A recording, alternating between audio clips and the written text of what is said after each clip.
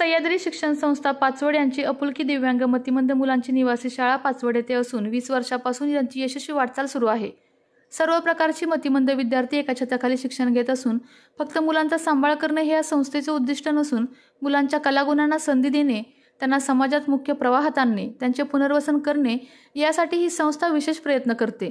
समाजात या मुलांना हीनदुबळे करण्याच्या प्रवृत्तीपासून या निष्पाप, निरागस व निस्वार्थी मुलांचे संरक्षण करणे हे या संस्थेचे उद्दिष्ट आहे। यावेळी पाचवड येथील भैरवनाथ टेक्सटाईलचे संस्थापक व चेअरमन तसेच किकली गावचे सुपुत्र श्री किरण बाबर व आमचे सातारा न्यूजचे वाईचे प्रतिनिधी बापू वाघ यांनी अपुलकी मतिमंद दिव्यांग मुलांची शाळेच्या संस्थापिका व मुख्याध्यापिका सौ सुषमा पवार यांची प्रतिक्रिया घेतली असताना हृदय हेलावणारी घटना समोर आली। ती घटना अशी आहे की कराड तालुक्यातील चिन्मय नावाचा मुलगा 2023 पासून या अपुलकी मतिमंद दिव्यांग निवासी शाळेमध्ये शिक्षण घेत असून त्याचे वडील नसल्यामुळे तो पोरका होताच, मात्र चिन्मयला फक्त आपल्या आईचाच आधार होता। त्याची आई आपल्या मुलाची भेट घेण्यासाठी अपुलकी मतिमंद शाळेत पाचवड येथे दर शनिवारी यायची। गेल्याच महिन्यात एका अपघातामध्ये चिन्मयच्या आईचे निधन झाले।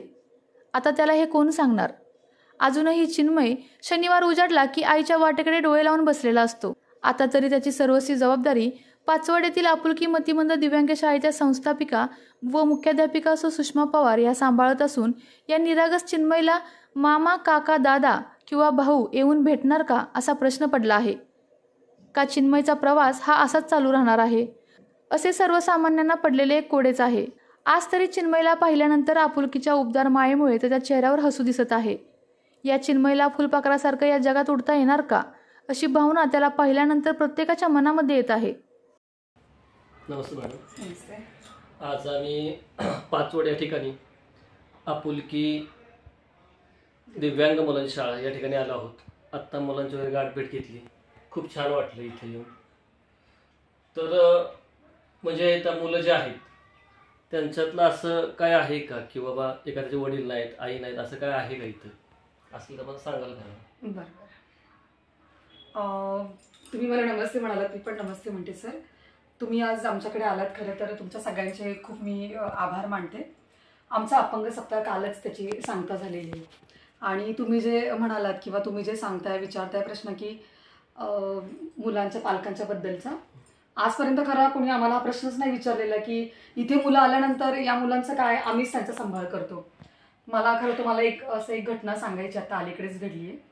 आपल्या ज्या वेळेला इलेक्शनच्या निवडणुकीचा निकाल लागणार होता त्या दिवशी आपल्या जिल्ह्यामध्येच कराडमध्ये एका ठिकाणी एक अपघात घडला।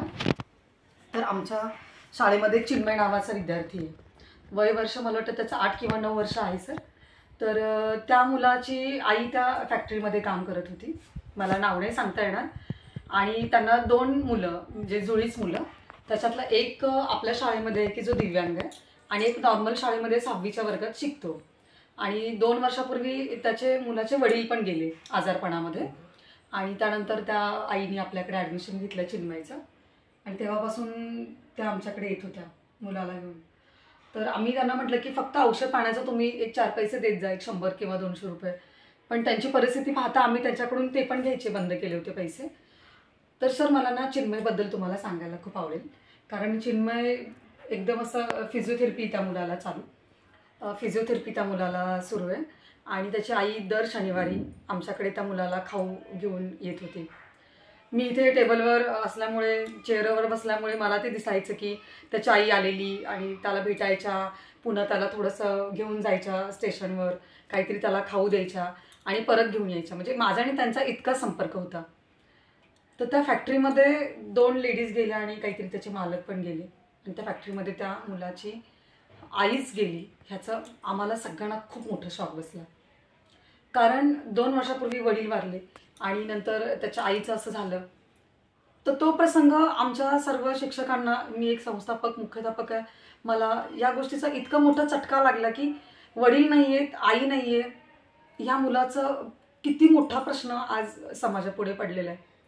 आणि त्या आईंना सुद्धा त्यांच्या माहेरची लोक म्हणत होती की तू दुसरं लग्न कर किंवा पुन्हा नवीन प्रपंच कर, पण त्या माऊलीने खरंच 2 मुलं असल्यामुळे त्या बाईंनी लग्नाला साफ नकार दिला आणि 2ही मुलं त्या स्वतः सांभाळत होत्या। आमच्याकडे मुलगा ठेवल्यामुळे त्यांना काम करायची संधी मिळत होती, त्या काम करायच्या आणि दर शनिवारी त्या मुलाला भेटायला यायच्या।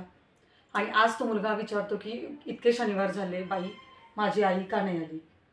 तर आम्हाला ह्या गोष्टीचं खूप सगळ्यांना वाईट वाटलं. मग आमचे जे अध्यक्ष आहेत त्यांना वाईट वाटलं आणि आमच्या सगळ्या स्टाफला सगळ्यात जास्त धक्का बसला की एखाद्या पालकाचा एवढा मोठा इन्सिडन्स घडू शकतो का. मग आम्ही सगळ्यांनीच असा विचार केला की कुणाला त्रास नाही द्यायचं. तो मुलगा आपल्याकडे आलेला आहे, आपण त्याला आत्तापर्यंत सांभाळत होतो, इथून पुढे सुद्धा आम्हीच शाळा म्हणून त्याच्याकडे नक्की बघू. आणि मी खरं देवाला खरंच अशी विनंती करते सर की देवाने आमच्याकडून हे जे काम करून देतात ना, तर आम्हाला खूप मोठं पाठबळ द्यावं आणि आम्हाला या मुलांसाठी काम करण्याची ताकद खरंच आम्हाला ईश्वराने द्यावी, एवढंच मी तुम्हाला सांगेन. आणि असे खूप मुलांच्या आमच्या गोष्टी आहेत आणि खूप मुलांचे असे प्रश्न आहेत की एक पालक नसला तर दुसऱ्या पालकावर या मुलांचा किती ताण असतो, किती ताण पडतो आणि भविष्यामध्ये या मुलांचं काय होईल हा मोठा प्रश्न आहे आणि त्याच्यावर आम्ही लवकरच उत्तर शोधतोय.